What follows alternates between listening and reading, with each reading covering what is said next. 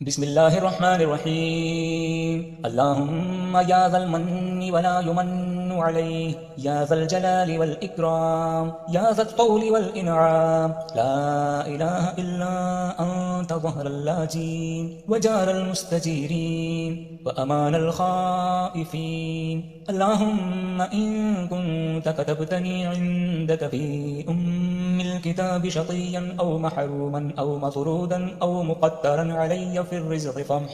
اللهم بفضلك شقاوتي وحرماني وفردي واقتتار رزقي، وأثبتني عندك في الكتاب سعيدا مرزوقا موفقا للخيرات، فإنك قلت وقولك الحق في كتابك المنزل على لسان نبيك المرسل: يمحو الله ما يشاء ويثبت عنده الكتاب.